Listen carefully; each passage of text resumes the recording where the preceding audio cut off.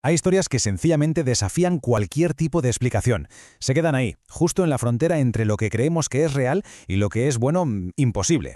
Hoy vamos a abrir uno de esos expedientes, una historia real, con documentos, pero con un final que a día de hoy sigue siendo tan inquietante como inexplicable. Y ojo, que lo que vamos a ver no es una leyenda urbana ni un cuento para no dormir. No, no. Estamos hablando de un caso documentado que consta en los archivos de un hospital.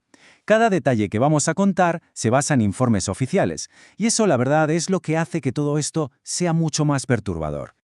Todo empieza como tantas otras historias. En una noche fría, bastante normal, de noviembre de 2003. En una carretera perdida de Kentucky, un accidente de tráfico.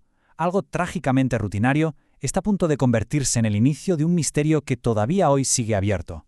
Los hechos iniciales son de manual, claros y directos. Hay un accidente de madrugada, llegan los sanitarios y no pueden hacer nada. Certifican la muerte allí mismo, en la escena. El procedimiento a partir de ahí es el estándar. El cuerpo de Michael Suter se traslada a la morgue para la autopsia. Hasta aquí todo sigue el protocolo a rajatabla. Y ahora es cuando la historia da un giro. Nos vamos a ese ambiente frío y estéril de la sala de autopsias. Un lugar donde, por definición, la vida ya no está y la ciencia solo busca respuestas en lo que queda. Pero resulta que esa mañana la ciencia estaba a punto de quedarse sin ninguna respuesta. La confirmación de los médicos era absoluta. Vamos, tajante. No había ni la más mínima duda. Cualquiera que sepa un poco de esto sabe que las livideces fijas, el rigor mortis, son signos inequívocos. Para los forenses que estaban en esa sala, Michael Suter llevaba ya varias horas muerto. Tratemos de imaginar la escena. El instrumental de metal preparado, las luces del quirófano apuntando a la mesa, el forense levanta el bisturí para empezar, para hacer la primera incisión, y se queda parado en seco. Uno de sus ayudantes acaba de ver algo que, simplemente, no debería estar pasando. Y entonces ocurre lo impensable. Primero, una contracción en el pecho. Bueno, podrían pensar que es un reflejo post-mortem, un espasmo, pero es que, a continuación, los ojos del cadáver se abren de golpe.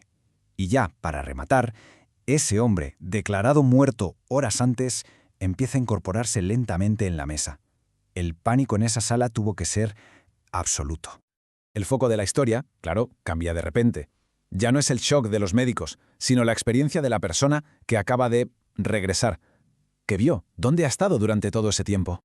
Estas fueron sus propias palabras, unas horas después, cuando ya estaba estabilizado en una habitación del hospital. Y la frase, la verdad, resume perfectamente la naturaleza tan extraña de lo que vivió. Un estado intermedio, un lugar que parece no pertenecer a nuestro mundo. Su relato es muy curioso, porque no encaja con las experiencias cercanas a la muerte que solemos oír. Aquí no hay túneles de luz, ni familiares esperando. Él describe un vacío, una especie de limbo gris, donde era totalmente consciente de todo, un espectador impotente viendo lo que le pasaba a su propio cuerpo. Y justo antes de despertarse de golpe en esa mesa de metal, una voz. Una voz que le dice que su tiempo aquí no ha terminado. Es la única intervención externa en todo su relato. Y según él, fue lo que le trajo de vuelta. Si la historia terminara aquí, con un milagro médico, ya sería increíble, ¿verdad? Pues no. El caso de Michael Suter se vuelve todavía más oscuro, más extraño. El misterio no había hecho más que empezar. La ciencia, claro, necesitaba ponerle una etiqueta, un nombre, para poder archivar lo imposible. Y eso es lo que acabaron poniendo en el informe oficial. Actividad espontánea post-mortem no explicada. La palabra clave aquí, por supuesto, es no explicada. Es el reconocimiento por escrito de que no tenían ni la más remota idea de lo que había pasado. Pues bien, un mes después de volver de entre los muertos, Michael Suter se esfuma. Desaparece sin dejar rastro. A ver, las explicaciones lógicas están ahí. Un trauma brutal, el acoso de los medios, son perfectamente posibles. Pero claro, junto a ellas surge otra teoría mucho más siniestra. Una que sugiere que su regreso fue un error, una anomalía en el sistema que de alguna manera tenía que ser corregida. El hospital, como era de esperar, cerró el caso. Hizo firmar a todo el personal acuerdos de confidencialidad para que nadie hablara. Pero la historia no acaba aquí, porque como suele pasar, hubo una filtración, y esa filtración reveló el detalle más escalofriante de todos. Más de 4 horas. Repito, más de 4 horas. Ese fue el tiempo que, según una comprobación interna que se filtró, Michael Suter estuvo clínicamente muerto. No hablamos de unos minutos, que ya sería una barbaridad. Hablamos de horas, un lapso de tiempo del que, médicamente hablando, es imposible volver. Y el punto final es este. Una nota escrita a mano por alguien de dentro, en ese informe filtrado, que lo resume todo a la perfección. No es una observación científica, es una reflexión casi aterradora. La pregunta que nos deja en el aire no es cómo volvió Michael, sino si de verdad debía volver.